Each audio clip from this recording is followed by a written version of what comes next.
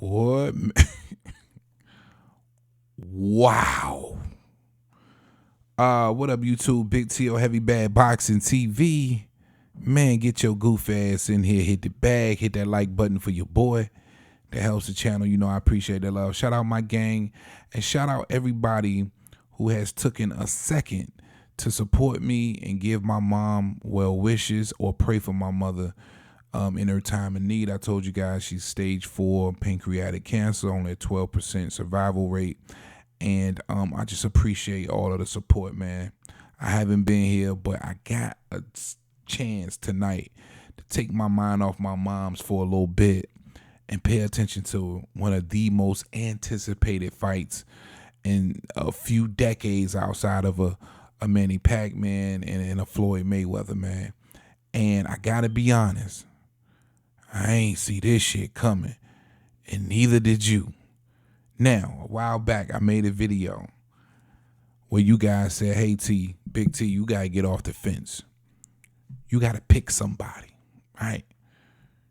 We tired of you riding the fence. We know this. You think this is a 50-50 fight, but you got to pick somebody.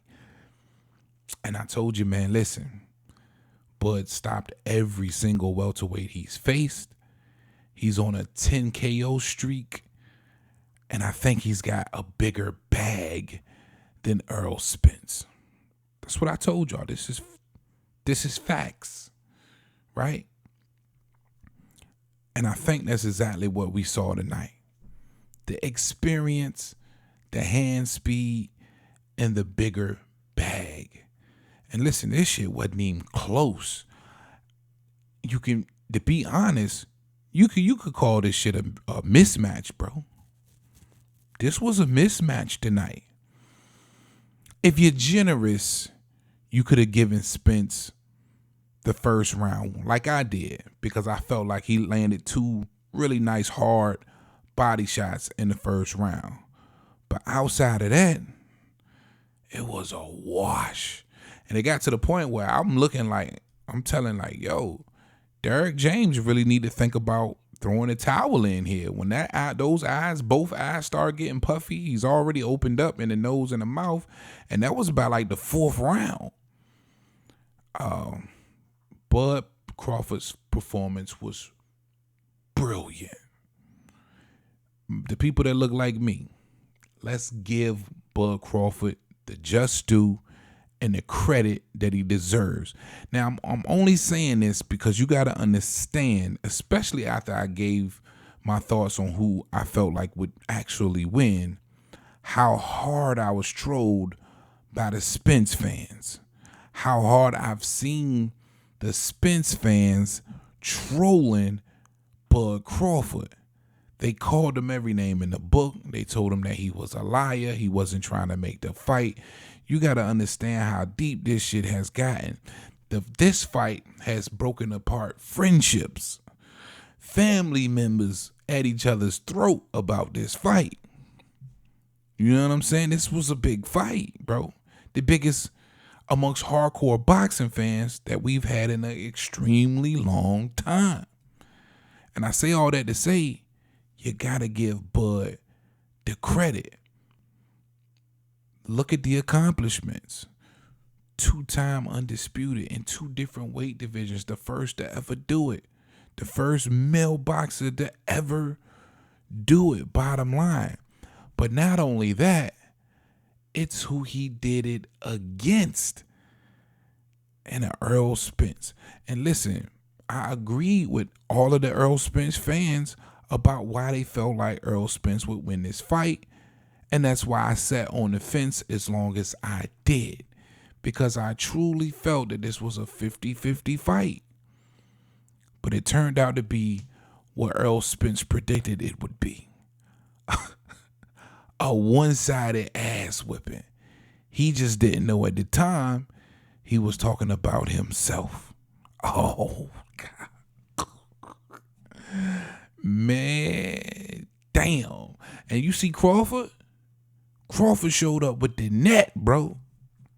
And then he had the audacity to have a net on his trunks. He showed up prepared.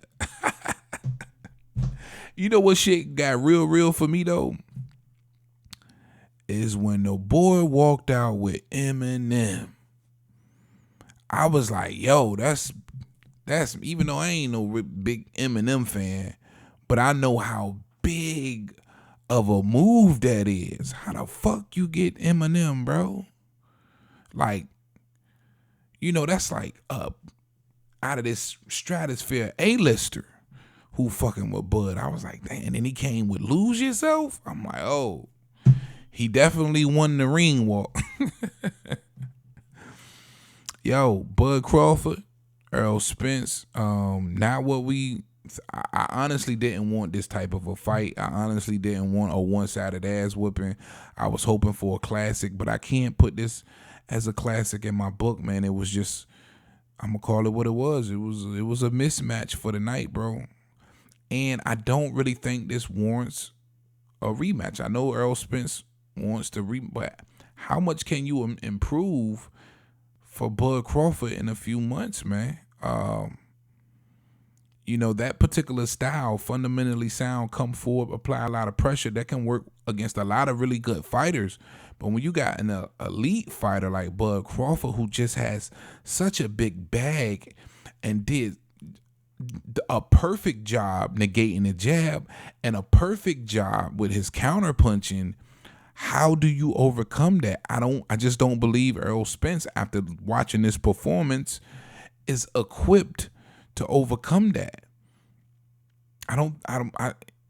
He doesn't have the IQ to maneuver, and you know what I'm saying? Like, he don't have the IQ, I believe, to fuck with Bud Crawford, bro.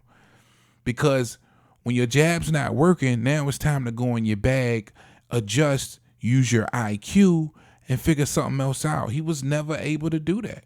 He never made any significant adjustments in this fight.